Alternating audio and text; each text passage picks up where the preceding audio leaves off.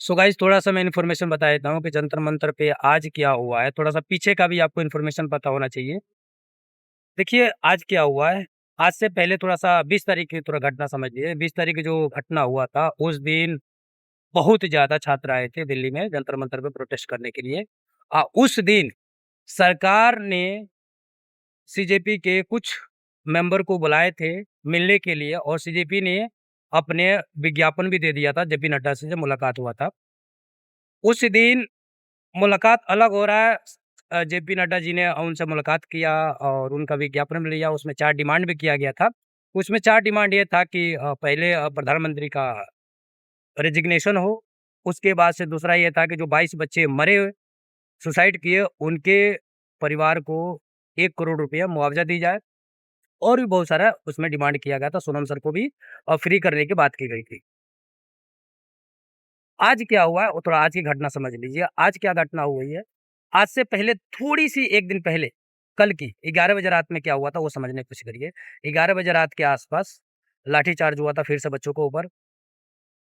आँसू गोलियाँ छोड़ा गया था फिर से बच्चों के ऊपर। बच्चे बहुत अ, मार खाए, बहुत सारे बच्चों को पैर में, सर में, पूरे बॉडी में चोट लगा।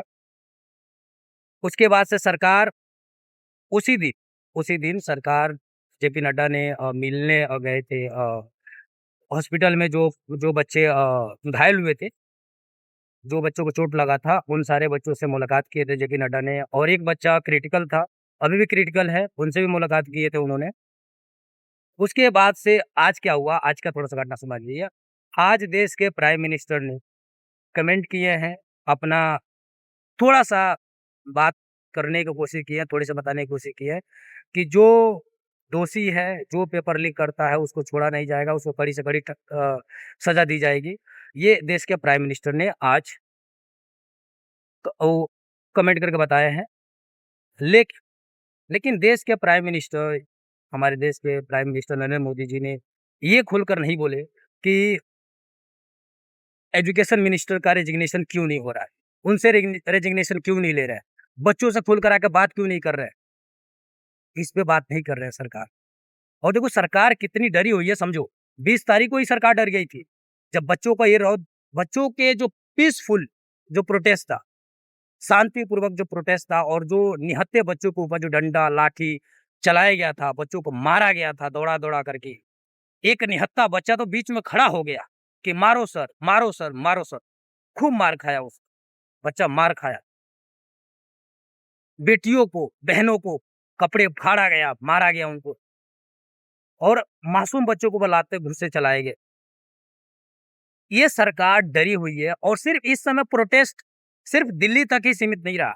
बिहार, उत्तर प्रदेश, मध्य प्रदेश, पूरे भारत में पूरे भारत में इस समय प्रोटेस्ट हो रहा है और सरकार पहले चर्चा करने के लिए तैयार नहीं होती थी। पहले चर्चा करने के लिए बात नहीं करती थी ये सरकार। आज सरकार संसद में बात करने के लिए तैयार हो गई है। लेकिन अब बात करने से काम नहीं चलेगा। पहले एजुकेशन मिनिस्टर का इस्तीफा लो, उसके बाद से बात करो, उसके बाद से चर्चा करो।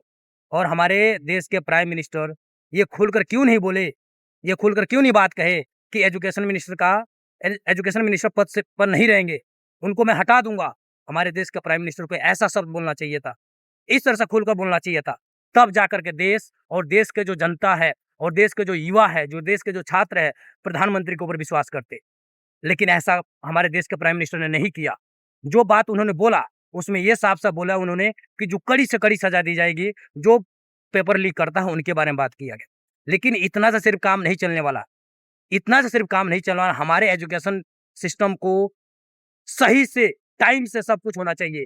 हमारे देश के प्राइम मिनिस्टर को ये बोलना चाहिए कि जो वैकेंसी आता है, जो भी वैकेंसी आता है उसका टाइम पे पेपर होगा, टाइम पे रिजल्ट आएगा, टाइम पे सिलेक्शन होगा। वो सब कुछ टाइम पे होना चाहिए। हमारे देश के प्राइम मिनिस्टर को बोलना चाहिए था। हमारे देश के प्राइम मिनिस्टर को ये भी बोलना चाहिए था कि एजुकेशन मिनिस्टर को पद से मैं हटा दूँगा, वो पद पे नहीं रहने लायक हैं, उनको ये बोलना चाहिए था। लेकिन हमारे देश का प्राइम मिनिस्टर ऐसा कुछ नहीं बोले। ये हमारे लिए शर्मसार है, ये हमारे देश के दुर्भाग्य है, हमारे बच्चों के लिए दुर्भाग्य है, छात्रों के लिए दुर्भाग्य है। आप सभी इस वीडियो वीडियो के बारे में क्या सोचते हो? कमेंट करके ज़रूर बताना और वीडियो को लाइक शेयर ज़रूर करना। Thank you guys. जय हिंद।